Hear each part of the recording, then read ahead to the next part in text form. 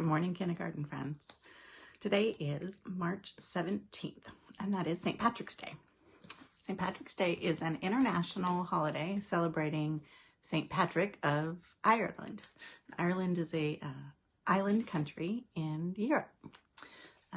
There's lots and lots of traditions and legends surrounding St. Patrick's Day, and one of them is got to do with the color green.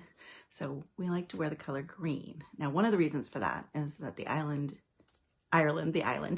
is called the Emerald Island because everything's so green there all the time because it's out in the ocean and it's covered with green grass and green trees and everything's beautifully green. Another reason that we associate green with St. Patrick's Day has to do with the legend of the leprechaun. And the leprechaun is a fairy-like creature that lives on that island and is very mischievous, likes to cause trouble. They're also known for their pot of gold at the end of the rainbow. Well, one of the reasons that we wear green is because it is said that the leprechauns can't see us if we're wearing green. So then they don't try and play tricks on us and they don't pinch us. So I have a book to read you today. It's called That's What Leprechauns Do. It's by one of our favorite authors, Bunting, and it just tells the story of these three mischievous guys. So as I read it to you, I want you to remember your job as a listener to a story is to be thinking about what I'm reading, thinking about who are the characters, where is this story happening, what are these characters doing, can I make any connections, have I seen something like this? Have I done something like this? Have I heard something like this? How does this story make me feel? So that's your job as I read the words to you and tell you the story of That's What Leprechauns Do. By Eve Bunting, illustrated by Emily Arnold McCulley.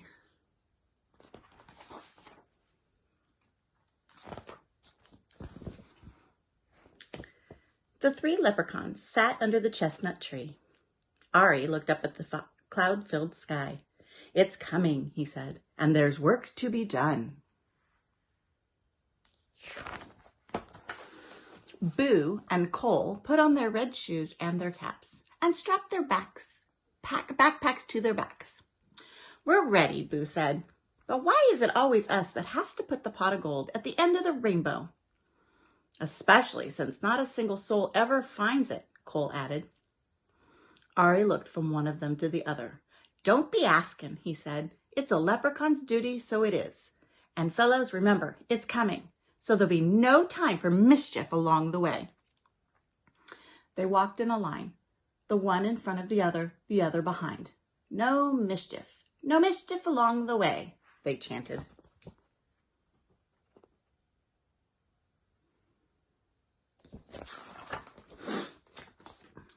But when they got to Ballybunion Farm, they saw Miss Ballybunion's cow, Pansy, standing in the field. Ari whipped out the little bottle of red paint he kept in his backpack for leprechaun business. He ran to Pansy. "Stand still, my lovely," he told her, and he painted her hooves scarlet red.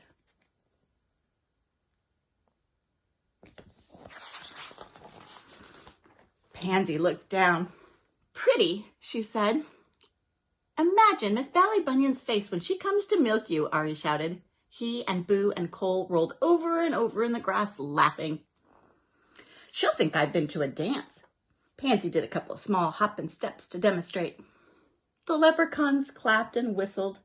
"We'd be delighted to join you in a waltz or two," Ari exclaimed, "but we're in a desperate hurry." "I thought there was to be no mischief along the way," Boo reminded him.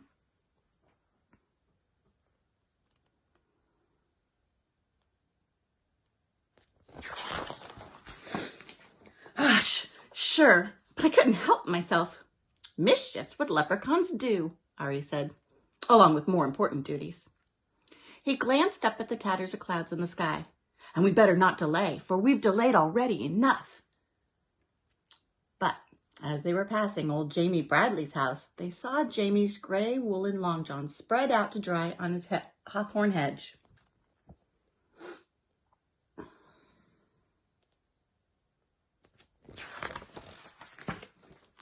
The leprechauns looked at each other and grinned.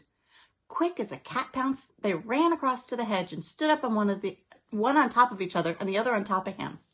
Ari reached up and tied the two long-jawing legs together in a tight knot. They almost fell off of each other, they laughed so hard. It would be great altogether to stay and watch old Jamie try to put his leggings into those, Boo said. But it'll be a month of Sundays before they're dry, and we've no time to waste.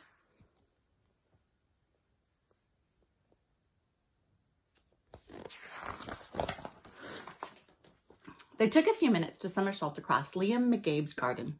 There was a yellow tennis ball in the middle of the road, and they rolled it along with them as they went. Miss Maud Murphy's hen, Bridie, clucked at them from behind her gate. Bridie, Art said, would you be doing us a favor? Could we trundle this ball up to your nest, and could you sit on it for us?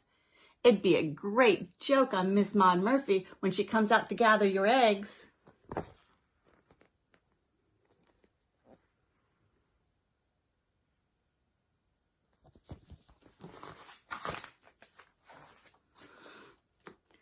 Bridie put her head to one side.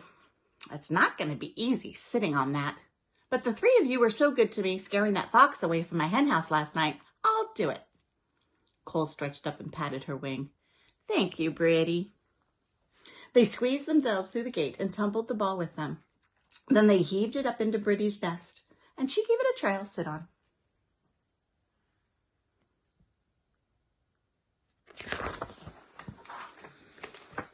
I'll be sore underneath myself for a week, she grumbled. But the thought of Miss Maud Murphy's face when she sees I've laid a yellow ball, it'll be worth it. Won't that beat all? Cole gasped. The three of you can't help making mischief, can you? Bridie said.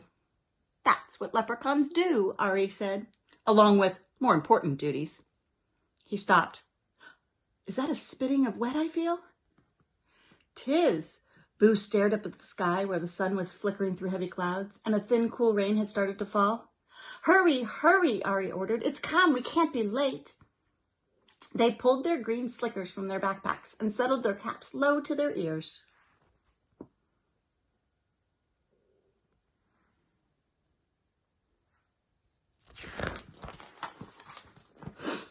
Anybody seeing them racing along the road would have taken them for 3 green leaves. But they were leprechauns, and they had work to do. Get 'em out, boys. Get 'em ready, Ari said. They took their little spades from their backpacks. Then they stopped for a minute to look up at the rainbow, blue and green and yellow and pink, that was arched across half the sky. There it is, Ari said with satisfaction. Come on.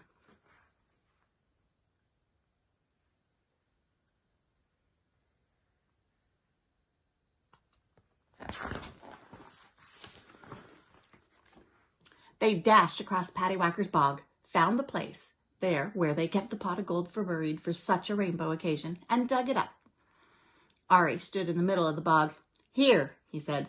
The 3 of them placed the pot of glittering gold in just the right spot and watched the rainbow curve itself all the way down until it ended on the top of the pot.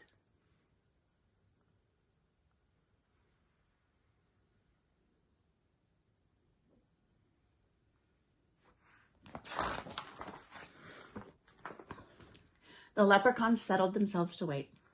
They twiddled some grass stalk music, threw raindrops at each other, and ate rose hips they brought for snacks. They waited long, but nobody came. Once again, nobody came. You'd think somebody would find it, Cole complained. Somebody will. Someday, Ari said. Maybe we should put up a sign, Boo suggested. Pot of gold, this way. No, Ari said. That's not how it's done. There's a bit of magic to the finding, and a bit of luck, and a bit of imagination, too. That gold's waiting for just the right person.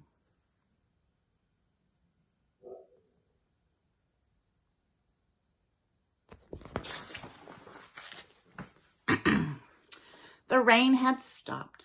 The sun went behind a cloud. The rainbow shortened itself, then disappeared. No use waiting any longer. Cole took off his cap and wrung the wet out of it.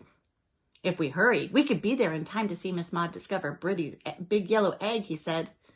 Boo laughed. Won't that be a great thing to see? All right then, Ari said. We better put a rush on this. They buried the pot again in its usual place. Ari patted the smooth down bog dirt. Don't worry, Pot, he whispered. We'll be back to get you on the next rainbow day. Now, we're off again to see what new mischief we can find. For besides our important duties, that's what leprechauns do.